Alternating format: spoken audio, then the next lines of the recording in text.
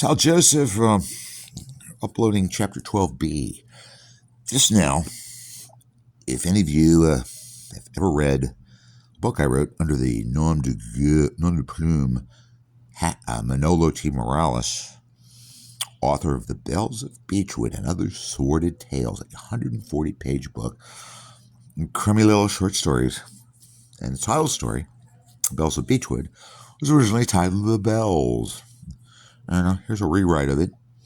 I don't have a copy of my own book. It was on the internet for 10 years, and I don't know if 2 copies sold, 2,000 copies sold. If anybody bought it, if it's stowed in a warehouse somewhere in police property in Laguna Hills or Rialto or California, where I was a member of St. Peter's Episcopal Church on Acacia and Etiwanda Streets, living with the foam bees on 865 North Pampas in an outbuilding with an outhouse. So here's a rewrite, a little bit more cogent in terms of verisimilitude and reality. A 1979 San Francisco story about a so-called private investigator from East Bay, Walnut Creek, inserted into a movie theater to bust a majorly small potatoes drug operation. Well, there was a kingpin we wanted to bring down. Didn't quite work out that way. True story that happened to Joe Holliday. Joseph Murphy Holliday, lead story character in the story, The Bells of Beechwood. And this is the new version of the old version. Well, another version. And here we go. Without further ado, not much of a bluish color here, but this is a blast from the past. I'm rewriting some of my old, nothing else to do in my old age. Here in another nut house. This one is in Downey. Back in Downey again. I used to belong to Downey Savings, my passbook, a savings account. They closed down, and so did my passbook.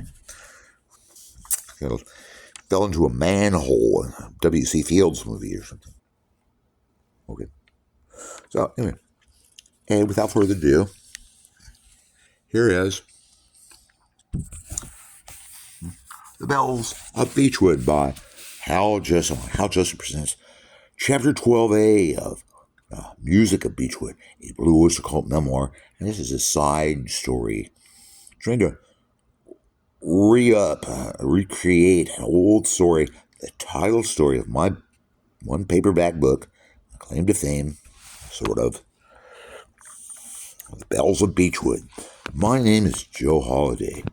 I work at the Beechwood Cinema on Jackson and Battery Streets, right next to the Safeway Market.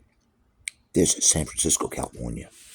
As I bring into the theater 2 bags of ice for the soda machine before we open, my manager, Leonard Gaines, asked me, "Is that the ice for the soda machine that you just brought in from Safeway Market next door, con sus brazos?" With your arms? That's a Spanish phrase.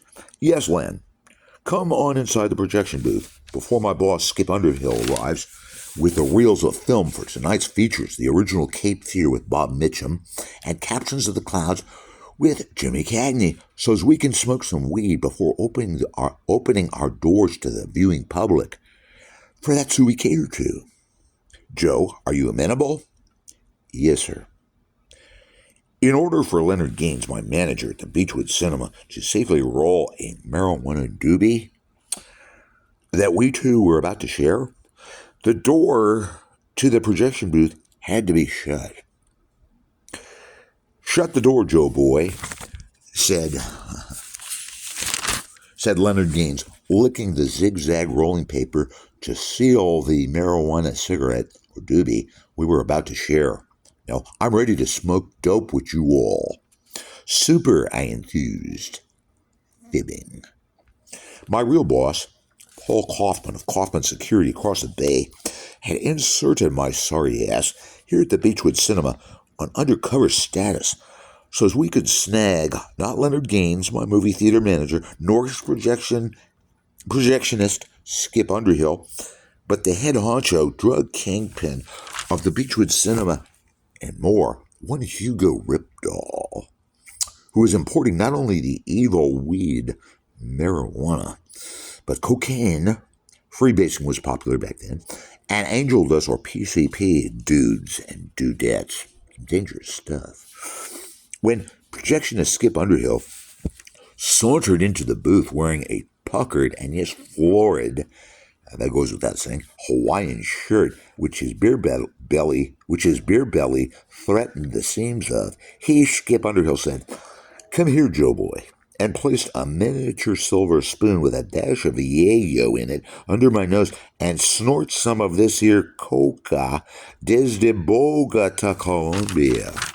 Now, how's that for size, bro? He asked. Swell, real swell. I perseverated, cognizant now, just as my PI boss Paul Kaufman from Kaufman Security in Walnut Creek on the East Bay had warned me, "You'll have to get high on some dangerous shit, Joe Holiday. Can you handle?" To which I promulgated hastily, "For sure, dude. For sure." Oh boy. We're just getting warmed up here. Pretty scary stuff. Now Joe, skipping tone, flipping a turgid thumb at his main squeeze, the red-headed babe, Roxanne Alba, here in the booth. "Would you like to play squirrel with Roxy?" "Well, I faltered, gazing at the reddish deck of B playing cards Miss Alba was currently flourishing. Here Leonard Gaines stepped in, correcting my intended faux pas. "Cards, Joe, not hoochie coo. Roxy's Skip Underhill's babe, among other foxy doll babes, my young brooder." "Right-o," I agreed, and sat down to play a hand of squirrel with a gammon carrot top from Cincinnati, Ohio. If I didn't already mention this, rather important tidbit, FYI, it was my first night at the Beechwood Cinema on Jackson and Battery Streets, right next door to the Safeway Market. I was entered and bought 2 bags of ice for the Coke machine, for I was a concessionaire, theater usher. Bob Mosler was the gender, but I had to close at night, sometimes I even did the nightly report. Once I even snuck into Leonard Gaines's manager's office looking for pot to try to bust him big time. I heard he had a little plantation up in Humboldt County and also in Santa Cruz. So I was theater usher, candy counter concessionaire, and my manager, Leonard Gaines's temporary flunky. And by the way, I had just flunked out of Shakespeare, Philosophy 101, and beginning English literature at San Francisco State University on a faux golf scholarship, spending many twilight hours at either Lincoln Park Golf Course near the Legion of Honor and Golden Gate Bridge, Tilden Park Golf Course in the Berkeley foothills, the Colma Public Golf Course, that's the graveyard city, south of Daly City, and of course, after jogging 5 miles a day to ensure solid golfing stamina, there was the odd 18-hole round at Lake Merritt, or was it the Olympic, the golf course where good old Johnny Miller shot a 63 one day at the U.S. Open to beat Jack Nicklaus's sorry butt. Okay. And catapulting Miller, a good Mormon, and a sarcastic guess it would be, but not as evil as myself, and a better golfer, of course, than me, smarter, better looking, pretty wife, 7 kids, will probably live here forever. Great commentator until he kind of got edged out for a little bit too much sarcasm. Well, I like it. I like it. Hey, I'm now off the I'm now off the beaten track for this fledgling PI, Joe Murphy Holiday, 22 and a half years old, nicknamed Goober Gawsheath, golf named Lee Greenlee or Dan Reynolds or Hal Fordenia, etc., etc., etc., et al. But back to brass tacks. Joe Skip Underhill began, ushering me out to the Beechwood's front lobby After the first featured Captains of the Clouds with Jimmy Cagney, remember he used to say, "You dirty rat, you dirty rat." The first reel had been spooled on an ancient Peerless 35mm projector that burned carbon rods all too quickly. Skip continued, "You'll have to meet our gimp janitor Bob Mosler before locking up at 1 a.m.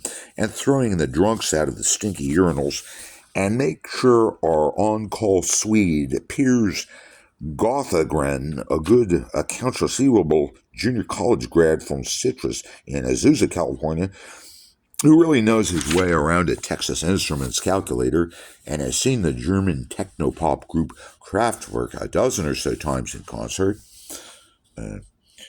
Piers and you, I know you guys like to smoke pot in your Datsun 510 wagon during the intermission when nobody's at the candy counter because they're all broke. And it's late at night, and who cares about the movies? It's just sitting in a warm theater on a cold, windy San Francisco night. Remember that song, San Francisco Nights, and Scott McKenzie's "Are You Going to San Francisco?" That's part one of The Bells of Beechwood. Stay tuned for Chapter 12c, and part two of The Bells of Beechwood by Hal Joseph, starring the lead character, which never starred in any other stories, Joseph Murphy Holiday. A crummy PI basically gave up the ghost and told everybody who he was. His boss told him he was an idiot. Oh, well, did you know I have lockjaw? Okay. That's 12 minutes, 4 seconds. Thank you for this opportunity to share with you a part of history. The Manolo C. Morales lost book. It's out of print. I'm trying to get a copy for myself. I'll even pay for it at full price. Will you take a check from Downey Savings? Metro Pal 30s?